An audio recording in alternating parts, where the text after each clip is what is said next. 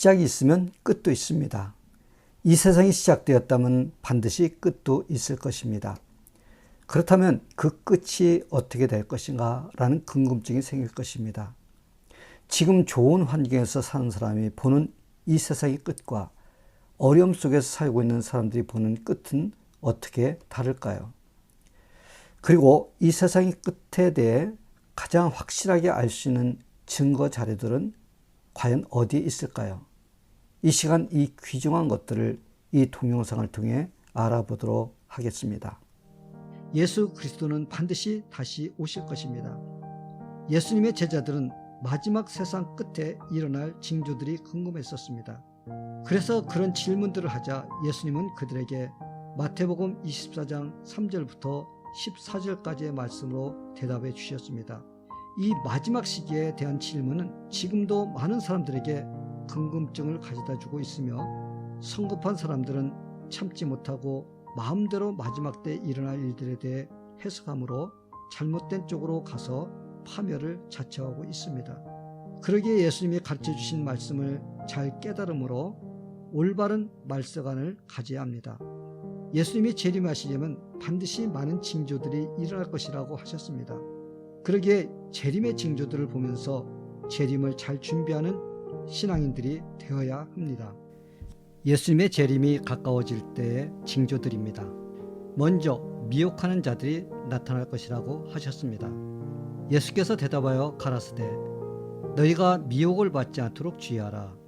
많은 사람이 내 이름으로 와서 이르되 나는 그리스도라 하여 많은 사람을 미혹해 하리라고 하셨습니다. 예수님이 재림하실 때가 가까워지면 미혹하는 일들이 많이 생길 것이라고 하셨습니다. 그러기에 예수님은 너희가 미혹을 받지 않도록 주의하라고 하신 것입니다. 왜냐하면 많은 사람이 예수 그리스도의 이름으로 나타나서 너도 나도 할 것 없이 자기들이 구원자라고 말하면서 믿는 자들까지도 미혹하여 신앙에서 떨어지도록 하며 잘못된 길로 가도록 만들 것이기 때문입니다. 지나간 세대에도 수많은 가짜 그리스도가 나타났었습니다. 지금 이 시대도 가짜가 판을 치고 있습니다. 그리고 앞으로 더 많은 자들이 일어날 것입니다. 일개 죄인인 인간들이 말하길 자신이 특별한 하나님의 계시를 받은 자에게 예수 그리스도가 이루시지 못한 일들을 자신이 이루기 위해 왔다고 하며 현혹하는 이단 교주들이 판을 치고 있습니다. 미혹의 영에 넘어간 불쌍한 영혼들은 그들에게 끌려가 멸망의 길로 가고 있습니다.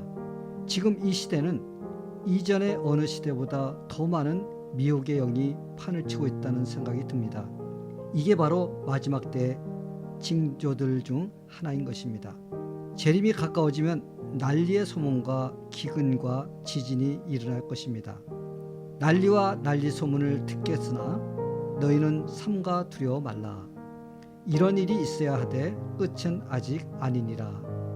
민족이 민족을 나라가 나라를 대적하여 일어나겠고 처처의 기근과 지진이 있으리니 이 모든 것이 재난의 시작이니라. 말세에 예수님이 재림하실 징조는 난리와 난리 소문을 듣게 될 것이라고 말씀하셨습니다. 난리가 난다는 것은 그만큼 세상이 서로 분쟁을 하며 악하게 변해가기 때문에 일어나는 증상입니다. 그러므로 민족이 서로 대적하여 싸울 것이며 나라가 서로 원수가 되어 싸우게 될 것입니다. 그리고 이곳저곳에서 기근이 생기고 지진이 발생할 것입니다. 그만큼 환경적으로 살아가기가 불안한 환경들이 될 것입니다. 그러나 이런 현상들이 일어난다고 해도 두려워 말라고 하셨습니다. 왜냐하면 이런 일이 먼저 일어나야 하지만 아직 끝은 아니기 때문입니다.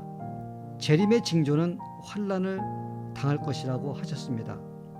그때 사람들이 너희를 환난에 넘겨주겠으며 너희를 죽이리니 너희가 내 이름을 위하여 모든 민족에게 미움을 받으리라. 예수님께서 말씀하신 말세 징조는 환난입니다. 하나님을 믿고 의지하며 사는 자들에게도 마지막 때 환난이 올 것이라는 것입니다.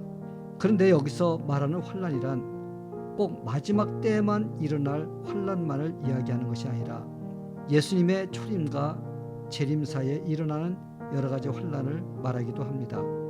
그러나 마지막 때에는 더 많은 환란이 있을 것이라는 말씀으로 이해해야 합니다. 왜냐하면 교회가 생긴 이래로 많은 환란이 있었습니다. 예수님은 마지막 때 일어날 환란과 예루살렘이 멸망하여 당할 환란을 묶어서 예언하시기도 하셨기 때문입니다. 그러기에 예루살렘의 멸망의 예언은 이 세상의 종말의 예표이기도 합니다. 예수를 믿으며 사는 하나님의 백성들은 이 세상이 존재하는 동안 지속적인 환란을 겪어야만 합니다. 그리고 이러한 환란은 믿는 자들로 하여금 영적으로 늘 깨어서 있도록 하는 귀한 수단이기도 합니다. 왜냐하면 이러한 환란을 통해 그리스도인들은 주님을 바라보며 재림을 사모하는 마음이 더 커지기 때문입니다. 마지막 때가 가까워지면 예수를 믿는다는 그 한 가지의 이유만으로 환란을 당하게 되며 미움을 받게 될 것이기 때문입니다. 재림의 현상으로 배도한 일이 일어나게 될 것입니다. 그때 많은 사람이 시험에 빠져 서로 잡아주고 서로 미워하겠으며 라고 말씀하셨습니다. 마지막 때 일어날 재림의 징조들 중에 하나는 배도한 일이 일어날 것입니다. 신앙이 변질되어 오히려 예수 믿는다고 하던 자들끼리 감옥에 잡아넣는 일들이 일어나며 서로 미워하며 핍박하는 일들이 일어날 것입니다. 이러한 일들은 예수님의 재림이 가까워질수록 더 심해져서 대규모의 배도 현상이 일어날 것입니다. 그러나 정확한 예수님의 재림의 시기는 이런 것만으로는 정확하게 알 수가 없습니다. 이러한 일들이 일어나는 것을 보면 믿는 자들은 더욱 믿음에 굳게 서서 하나님의 은혜 안에서 준비하며 살아야 합니다. 재림의 징조로 적 그리스도가 나타날 것입니다. 마지막 때의 또 다른 징조는 적 그리스도가 나타나는 것입니다. 적 그리스도란 말은 두 가지로 해석할 수 있습니다. 첫째로 적 그리스도란 예수님이나 예수님의 일을 대적하는 사람이나 세력을 말합니다. 둘째로 적 그리스도란 예수님이 하시는 일을 모방하거나 예수님의 자리에 앉아있는 사람이나 세력을 말합니다. 그러나 이러한 적 그리스도는 예수님을 믿지 않고 적대하는 자들입니다. 이미 초대교회 시대 때에도 이러한 적 그리스도가 존재하고 있었습니다. 저희가 우리에게서 나갔으나 우리에게 속하지 아니하였나니 만일 우리에게 속하였더라면 우리와 함께 거하였으려니와 저희가 나간 것은 다 우리에게 속하지 아니함을 나타내려 함이라. 너희를 미혹해 하는 자들에게 관하여 내가 이것을 너에게 썼노라. 적 그리스도란 교회 안에서 같이 활동하다가 참된 교회로부터 떨어져 나간 사람들을 말합니다. 그들은 참된 성도가 아니면서도 자기들이 마치 그리스도인인 채 하면서 예수 그리스도에게 대항하는 자들을 말합니다. 그리고 그들은 올바로 신앙생활을 하려는 사람들을 유혹하고 미혹해서 믿지 못하도록 하는 자들입니다. 그래서 예수님은 거짓 선지자들을 삼가라. 양의 옷을 입고 너에게 나오나 속에는 노략질하는 일이라고 하셨습니다. 또한 나더러 주여 주여 하는 자마다 천국에 다 들어갈 것이 아니요 다만 하늘에 계신 내 아버지의 뜻대로 행하는 자라야 들어가리라. 그날에 많은 사람이 나더러 이르되 주여 주여 우리가 주의 이름으로 선지자 노릇하며 주의 이름으로 귀신을 쫓아내며 주의 이름으로 많은 권능을 행치 아니하였나이까 하리니 그때 내가 저에게 밝히 말하되 내가 너희를 도무지 알지 못하니 불법을 행하는 자들아 내게서 떠나가라 하리라고 하신 것입니다. 성경의 말씀을 통해 적 그리스도를 보면 기독교와 전혀 상관없는 사람들이 아니라는 것을 알 수가 있습니다. 왜냐하면 예수님의 이름으로 귀신도 쫓아내고 선지자 노릇을 하며 권능도 행하던 사람들입니다. 그러나 그들이 그렇게 했던 모든 일들이 하나님의 영광을 위한 것이 아니라 자신들의 욕심을 채우기 위한 수단으로 했다는 것입니다. 그러기에 예수님은 그들을 향해 불법을 행한 자들이라고 하며 심판을 선언하신 것입니다. 그러기에 적 그리스도란 그리스도인인 척하며 그리스도와 그의 일을 방해하는 자들인 것입니다. 이러한 적 그리스도가 마지막 예수님의 재림의 때가 가까워지면 이전에 일어났던 것보다 더 많이 생겨나 극성을 부리게 될 것이라는 말씀입니다. 그러기에 예수님은 믿는 자들에게 사람의 미혹을 받지 말라고 단단히 경고하시는 것입니다. 거짓 선지자들이 일어나 큰 표적과 기사를 행함으로 사람들이 그러한 사람들을 쫓아갈 가능성이 많기 때문입니다. 누가 아무렇게나 하여도 너희가 미혹하지 말라. 먼저 배도하는 일이 있고 저 불법의 사람 곧 멸망의 아들이 나타나기 전에는 이르지 아니하리니 저는 대적하는 자라. 범사에 일컫는 하나님이나 숭배함을 받는 자 위에 뛰어나 자존하여 하나님 성전에 앉아 자기를 보여 하나님이라 하느라고 데살로니가 후서 2장 3절과 4절에서 말씀하십니다. 마지막 때 재림의 징조는 미혹하는 일과 배도하는 일이 먼저 일어날 것입니다. 그러나 이러한 것들이 일어난다고 마지막 때가 아니라는 것입니다. 반드시 멸망의 아들이 나타나야만이 됩니다. 멸망의 아들이란 하나님을 대적하는 자를 일컫는 말입니다. 그는 하나님이 앉으셔야 할 자리에 앉아 있을 것이며 하나님이 받으셔야 할 영광을 자기가 받으려 할 것입니다.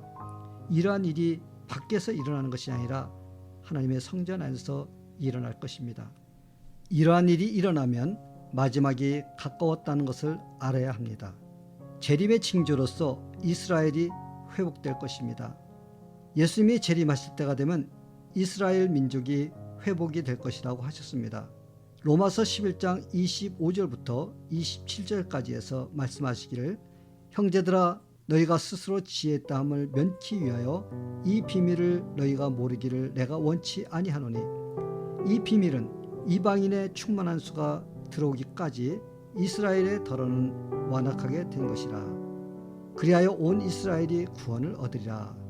기록된 바 구원자가 시온에서 오사 야곱에게서 경건치 않은 것을 돌이키시겠고 내가 저희 죄를 없이 할 때 저에게 이루어질 내 언약이 이것이라 함과 같으니라고 하셨습니다.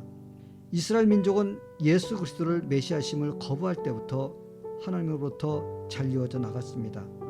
그들이 하나님의 은혜를 잊고 완악해졌기 때문입니다. 그리고 그 구원의 바톤이 이방인에게로 넘어갔습니다. 그래서 이방 민족들이 예수를 믿고 구원받을 수 있는 길이 열린 것입니다. 그러나 하나님은 그들이 완악하도록 버려두는 기간을 이방 민족들이 충만한 숫자가 될 때까지라고 하셨습니다. 그런 다음에 하나님은 이스라엘 백성의 구원을 약속해 주셨습니다. 그런데 여기서 온 이스라엘이라고 말한 이 말의 의미는 이스라엘 백성들의 전체를 그리고 단 한 명도 빠짐없이 모든 자들을 다 구원받도록 하실 것이라는 의미가 아니라는 것을 알아야 합니다.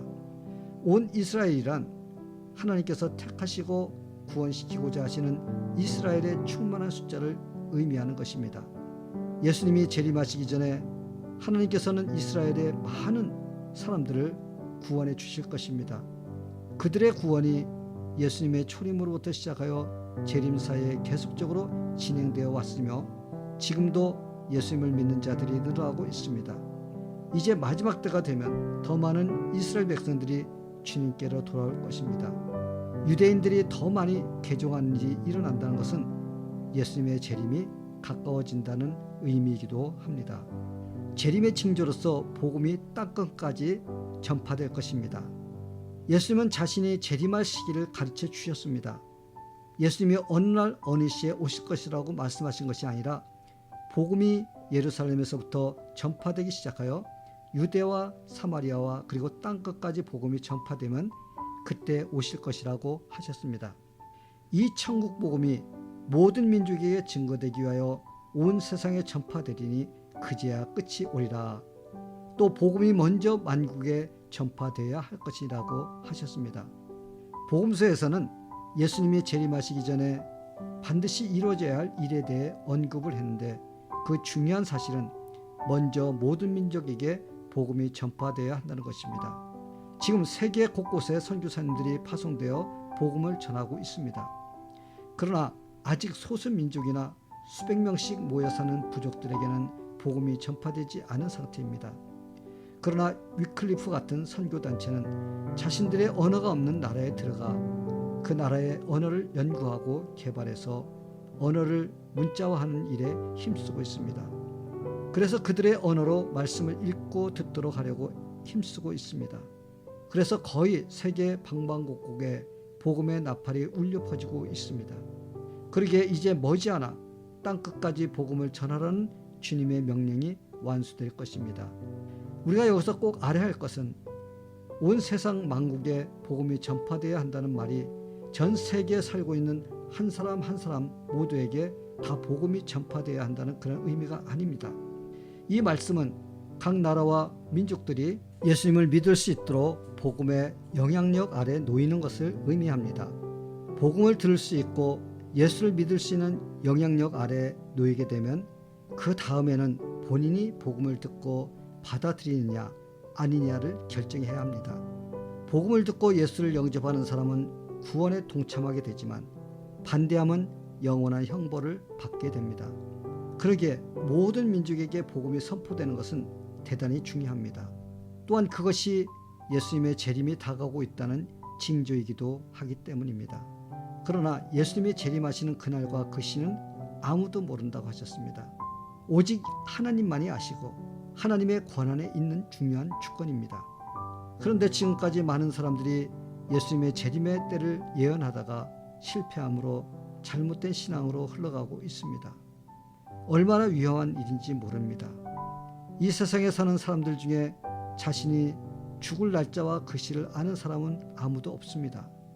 예수님의 재림 날짜와 시기도 같은 원리입니다. 아무도 모릅니다. 오직 하나님만이 아십니다. 재림의 시기는 오직 하나님의 권한에 두었기 때문입니다. 그러기에 재림 날짜가 언제인가를 알고자 어리석은 짓을 하기보다 도적같이 갑자기 오실 것이라는 예수님의 말씀에 순종하여 매일 깨어서 준비된 마음으로 사는 것이 가장 지혜로운 사람입니다. 예수님께서 말씀하시길 너희가 천지의 기상은 분별할 줄을 알면서 어찌 이 시대는 분변치 못하느냐라고 하시며 꾸짖으셨습니다. 우리는 이 시대의 흐름을 보면서 예수님의 재림이 가까워지고 있다는 것을 깨달아야 합니다. 그럴 때 잘못된 거짓 선지자들이나 선생들에게 속아 넘어가지 않게 될 것입니다.